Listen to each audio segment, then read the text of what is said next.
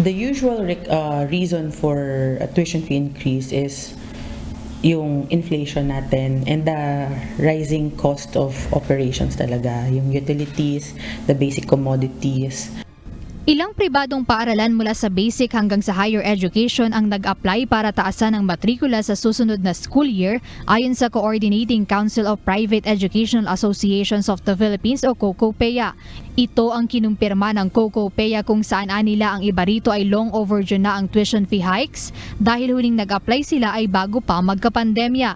Iniugnay rin nila ang pagtaas ng matrikula sa pagtaas ng presyo ng ilang bilihin o inflation. Paliwanag ni COCOPEA Legal Counsel Attorney Christine Carmina Manaog na masusi ang ginagawang pag-aaral bago ang ganitong hakbang mula sa mga pribadong paaralan.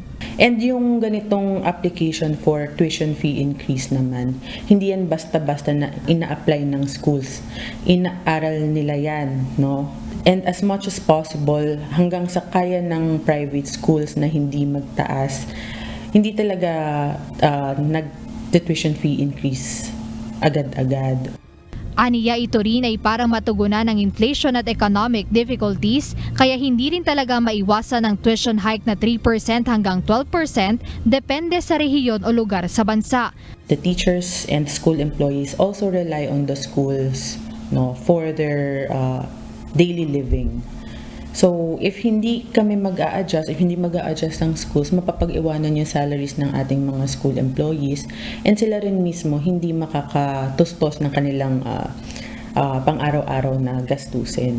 Dagdag ni Attorney Manaog na kailangan din talaga ng mismong paaralan ng dagdag sa matrikula upang matugunan ang kanilang operational expenses, lalo na at 30% lang ang napupunta para sa paaralan at ang 70% ng karagdagan sa tuition fee ay mapupunta sa mga sahod ng mga guro. Kaya hiling niya na sana ay aprobado na ang ipinasa ng mga pribadong paaralan o kaya naman ay kasalukuyan na itong nire-review. By this time, we are hoping that the applications have been processed and a decision on the applications have been made kasi malapit enrollment season na, malapit na yung opening of classes. So I think may mga ilang schools na tayo or maraming schools na ang naka-receive ng feedback or decision from either CHED or DepEd. Samantala, sinuportahan naman ito ng National Parent-Teacher Association dahil ayon sa presidente nito na si Willie Rodriguez, isa itong pagpapakita ng suporta sa kalagayan ng ating mga guro. Malaki po ang benepisyo sa konting pagtataas ng ating tuition fee. For example po, 70% is napupunta po sa sweldo ng teachers at saka sa maintenance. And then, kapag ang ating mga teacher maganda po yung kanilang mga sweldo, maganda din po ang pagtuturo, at it will benefit our children, at mga stakeholders. Kailangan din ito ng mga pribadong paaralan upang sila ay hindi malugi o magsara dahil sa taas ng gastusin. Ang ating private schools naman, kailangan din nila, basta reasonable lang yung kanilang pagtataas, like siguro yung sa proposal ng 3 to 12%, maging 3% na lang, at least mapagbigyan.